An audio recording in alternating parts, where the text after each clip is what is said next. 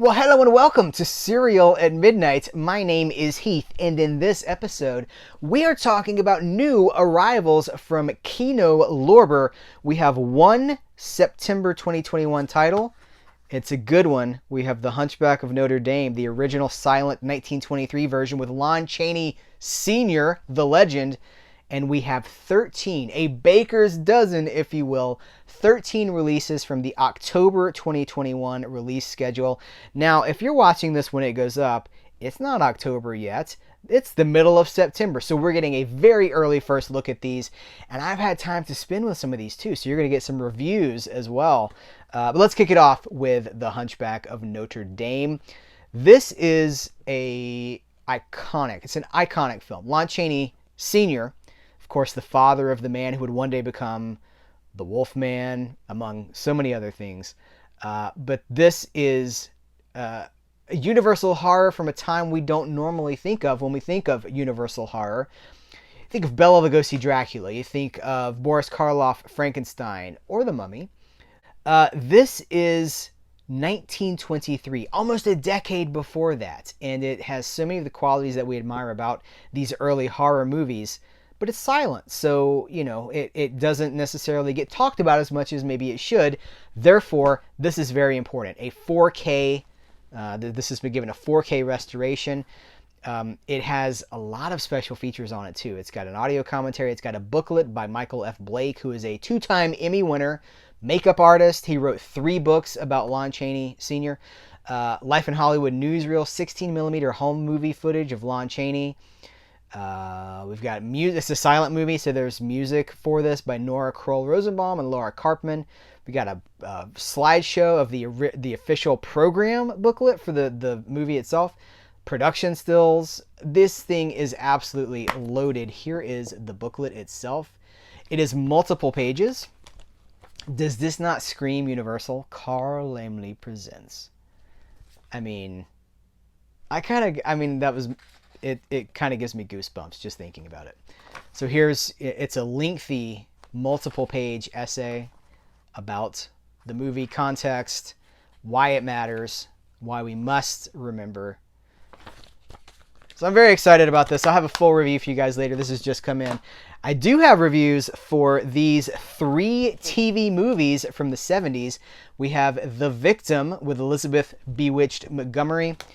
We have The Screaming Woman with Olivia de Havilland, and we have Scream Pretty Peggy with Bette Davis. She's got Bette Davis eyes. Let's kick it off with The Victim. All 3 of these releases are TV movies from the Universal vaults.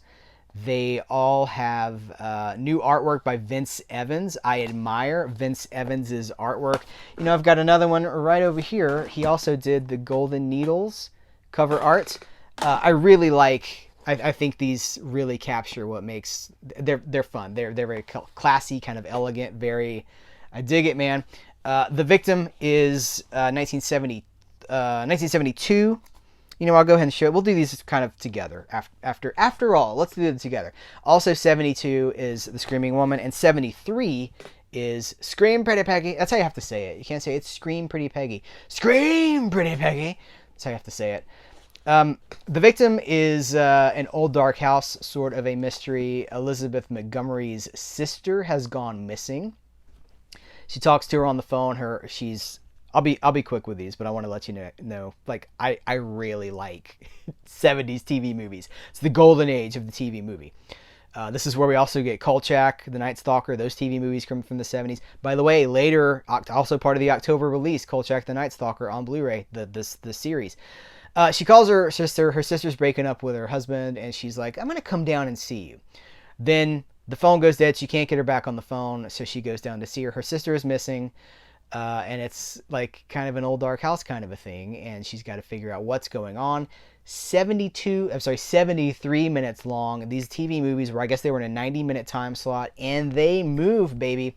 This has an audio commentary by film historian and author Amanda Reyes. Amanda Reyes is amazing. She literally wrote the book on the TV movie.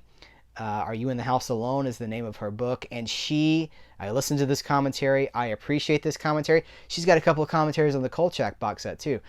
She does not slow down. It's just fact, fact, fact. So impressed. I recommend this a lot. Okay, so let's move on to The Screaming Woman. Olivia de Havilland, Gone with the Wind, The Adventures of Robin Hood, Golden Age of Hollywood. She just passed away, I think, in 2020 at like 104 or something like that. She was a living legend. She saw like all of Hollywood history. So here she is in a TV movie with a... By the way, I just realized I didn't tell you guys that this was... it also has George Maharis in it from TV's Route 66. And I think that was worth mentioning. So for all the Maharis fans out there. So this is Olivia de Havilland in a story based on a Ray Bradbury short story. It was previously adapted as a radio drama in like the 40s. So TV movie in the 70s. It has an audio commentary on there as well. Oh, the plot of this is Olivia de Havilland has she's recently been released from a mental institution because she had some mental issues, and she is walking her property. It's this beautiful estate. I believe it's the Bliss Estate in Montecito. Huge, like 80-room, 40-acre estate. She hears a woman screaming coming from under the ground. And the movie lets us know right off the bat that there really is someone buried on her property and they're alive. And so no one believes her because she's just come out of a mental institution, and everybody's got motives and secrets, and it's very good stuff. It's well directed too. A lot of the people that were involved with these came from feature films, and this is directed by Jack Smite. Ray Bradbury's high pedigree too. Let's talk a little bit about Scream Pretty Peggy. Bette Davis. I'm telling you guys, they got royalty for these things. This also stars the guy I'm looking for his name while I'm vamping. Ted Bessel from TV's That Girl. You guys know That Girl with Marlo Thomas. Anyway, this is about a girl who goes to work for and by the way, the girl is Cyan Barbara Allen. I think that's how you pronounce her name. She goes to work for this artist guy, kind of cleaning the house, watching his mom, who's Bette Davis, and there's like some stuff going on. This movie is in the tradition of Psycho, and it was co-written by Jimmy Sangster. Now, if you know Hammer Horror, Hammer History, you know who Jimmy Sangster is. This is an audio commentary by Troy Hoarth and Nathaniel Thompson. It's got that cool artwork again. Bree and I watched these together. We had an absolute blast with these. If you like, I just love TV. You know, I'm Gen X. We are the TV generation. We were raised by TV, and so I love this stuff. So I vote for more TV on DVD. It's not DVD. TV on Blu-ray from Kino Lorber. Please keep it coming. Next, we have a 4-pack of pre-code movies from the Golden Age of Hollywood. Pre-code. Before the Hays Code cracked down, the late 20s, early 30s, it's this magical era where you've got sound, like 28 to 34, roughly. You've got sound, you've got huge, lavish productions, you've got beautiful, amazing talent with very little standards as far as what you can't do. So you're going to get nudity, you're going to get, I got to be careful about what I say because YouTube makes me tick these little boxes about, does your video contain so-and-so? Adult behavior in a lot of these movies. We're talking about Devil in the Deep, Tallulah Bankhead. Let's give credit the lead actress, Tallulah Bankhead. Gary Cooper. I mean, this is a 1932 film. Gary Cooper and Tallulah Bankhead. Tallulah Bankhead is amazing, and I think she only had like 26 film credits, including her TV work like Batman and all that stuff. Die Die My Darling is, a lot of us know that one, but she only had like 26 credits, so you can put together a complete Tallulah Bankhead collection. Also, Charles Lawton and some cat named Cary Grant. I'm not familiar with him. No, I'm just kidding. The Cheat is a 1931 Tallulah Bankhead movie. I watched this one. I've had time to watch this one. It's fantastic. I won't spoil the plot of it for you, but she's like she gets into a gambling debt, and has to do some crazy things to get out of it, and it gets wild. Again, pre-code, and those who know, like, I don't want to preach to the choir, but I know some of you guys may be like, what's this code business? Early 30s movies, so good. Seek them out. You got to check these out. So The Cheat. We also have Hot Saturday with there's like a Cary Grant again. I'm not familiar with Cary Grant. Nancy Carroll, Randolph Scott. You know how much I love Randolph Scott. Before the Westerns, before all the stuff that came later, he was just a studio guy. 1932, and then 1933. Here's our last pre-code movie here, Torch Singer with Claudette Colbert. Colbert? I think it's Colbert. Ricardo Cortez, David Manners. This is an audio commentary by Kat Ellinger. This has an audio commentary by Lee Gambin. This has a commentary by author Simon Abrams, film critic and author Simon Abrams. And this has an audio commentary by David Del Val. Show you the back of the packages really quick because you might want to know. And you can freeze frame that and you can read that. And you can be like, Heath said these pre-code movies are pretty special. Let's see. What do they have to say? By the way, Tallulah Bankhead, I live in Alabama. Tallulah Bankhead, the Bankhead family is very tied to Alabama history. You can visit her birthplace in Huntsville, Alabama, and it's really cool. Tallulah Bankhead is a legend. It's the back of this package here. But the Bankhead name, still to this day, 100 years later, still carries a lot of importance. So, pre-code awesomeness. You know what? Let's talk about a couple of movies from Robert Aldrich. We've got a couple of Westerns here. We've got The Last Sunset, Rock Hudson, Kirk Douglas, Dorothy Malone, Joseph Cotton, Neville Brand, Carol Lindley. This is a 1961 Western. Audio commentary by film critic Nick Pinkerton. I'll show you the back of the package here. And 1954. I should have done these in the other order, but here's 54. This has Gary Cooper. You know, we just talked about Gary Cooper in that 1932 movie. Here he is in a 1954 movie. It's so amazing how these people had such staying power. And you got Betty Davis, who was an early 30s huge star, still a star in the 70s. It's just amazing to me. Burt Lancaster. Both of these are Robert Aldrich. Those of you who know, Robert Aldrich is one of those. He's a well-respected filmmaker. His stuff carries a quality, right? You speak, you know what you're getting when you get a Robert Aldrich Western. Audio commentary by filmmaker Alex Cox. Trailers from Hell with John Landis. I saw this movie, Veracruz. I thought it was great. John Landis and Bernie Sanders, not that different. I was with my friend Joe. I was like, Joe, what are you doing? We got to go see Veracruz. Hey, John, why don't you make movies about American werewolves anymore? Well, I don't know. You know, the movies were good. They see you next. Was it see you next Tuesday or see you next Wednesday? I can't remember. This one has an audio commentary by film critic Nick Pinkerton. We'll do reviews of these later. Change of Habit with Elvis Presley and Mary Tyler Moore. You know, this when these came in, this was the first one that I watched because I'm a massive Elvis Presley fan. This is his final Hollywood movie. There would be later, like performances and things like this. But the when we think of Elvis in Hollywood, the career, the movie career, we think go back to Jailhouse Rock, to King Creole, GI Blues, Flaming Star. Do I just name all of his movies? Viva Las Vegas. It ended here. This is where it ended in 1969, like a decade plus later. And it's a very different kind of a movie. It's a more mature movie. It's Elvis as a mid-30s man. And in this movie, he plays a doctor in the inner city. And Mary Tyler Moore is a nun who it's kind of like an experiment for her church or her parish or whatever. She goes to this inner city to work in plain clothes and see if they can make a difference. See what can you do without the habit, right? Change of habit. It's a pun, see? And Elvis sings a song about changing the habit. Elvis movies were notoriously disposable, and it was just like, where he could go on vacation, who he could share his bed with.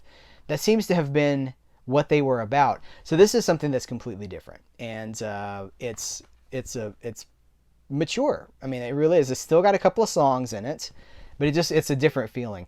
Commentary by Howard S. Berger and Nathaniel Thompson, and the theatrical trailer.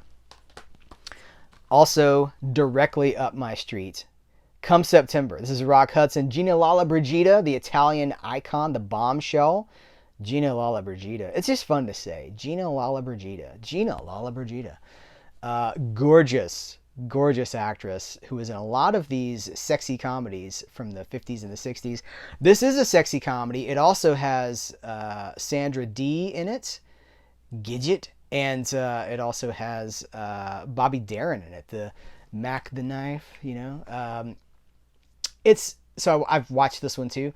It's a fun globe-trekking movie. It takes place in Italy. After La Dolce Vita, I feel like so many Hollywood productions were like, let's go to Italy. It just became so cool. So Trinity, I actually have a book about how in the early 60s, Italy was like the place to be for movie culture. And so you get movies like this. It's a sex comedy without sex, but it's very flirty. I actually like that. I like the art of the tease. I'm also thinking of, let me get my Tony Curtis box set from Kino Lorber down here, because this is another good example. The Perfect Furlough is a great sex comedy that has no sex in it. It's Tony Curtis and Janet Leigh, his wife. I think this has a commentary. Film historian David Duval and C. Courtney Joyner did a commentary for this. By the way, hope everybody's seen our interview with C. Courtney Joyner. Stay tuned, more to come. Reshelf this, but I really have a soft spot for these 60s era sex comedies because they're fun, they're flirty. It's, a big mid-century fan, and it's America shaking off the shackles of the 50s and embracing that wilder, that wild Mad Men. You see it in that. It's to me, that's just perfect stuff. We have two more. These come from Code Red. Are these both Code Red? No, one is Code Red, one is Scorpion Releasing. Let's start with the Code Red. This is Code Red release number 184, The Hound of the Baskervilles. This is the Peter Cook, Dudley Moore movie. This also has, what's his name from the Carry On movies? Kenneth Williams from the Carry On series. I bet some of you British people didn't know I knew about the Carry On movies, but I don't only know about them, I have them all, and I like them. Anyway, what a weird thing to interject into this, but I do. I really like the Carry On movies. I would love to see those get nice Blu-ray restorations as well. But this is 1978. Okay. It's so cool. Like Code Red, this doesn't feel, Code Red is branching out from what I feel is their previously defined specialty, right? That they would do a Sherlock movie. Now it's a skewed Sherlock movie. Because you got Peter Cook and Dudley Moore. You have to imagine that there were just bottles all over the place. And like the lights were dim. Anyway, we'll circle back and cover this again as well. But I wanted you guys to know this was here. One of these had reversible artwork, but I didn't show you. Now, do I go back through and show you? The Scorpion Releasing title is The 9 Lives of Fritz the Cat. Also coming in October is Fritz the Cat. This is the sequel. From 1974. It's rated R. I know Fritz the Cat, when it came out, was rated X. Were they both rated X? It's rated R now. This is the sequel. Again, the original Fritz is coming to Blu-ray as well. These are just, it's just amazing that we're getting these Fritz movies clean. Like, what a world, right? What a blessing, what an embarrassment of riches that we have. So no special features here, nor were there. Well, there's a theatrical trailer on The Hound of the Baskervilles, but no special features here. But you're getting Fritz restored, So I'll show you the artwork. There you go. So guys, that is going to do it for this coverage of Kino's October and 1 September release. And this is just There's more to come. We still have several 4K releases. We've got Silence of the Lambs. We've got Misery. We've got Kolchak the Night Stalker, and more still coming for the October release slate. And it is a tremendously exciting time to be a fan of movies, to be a fan of deeper cuts, to be a fan of exploring, all the greats of the past. So we're going to be here for it. I know you will too. Guys, thanks so much for hanging out. By the way, I'm going to put, I should have said this earlier, I'll put links to where you can purchase these in the description of this video. So you scroll under me, there'll be links there. If you click through those, you're supporting Cereal at Midnight, and you're getting cool movies. And we really do appreciate the support. Thanks to everyone that supports us on Patreon too and makes this possible. Thank you so much. Take care. Until next time, I will catch you later.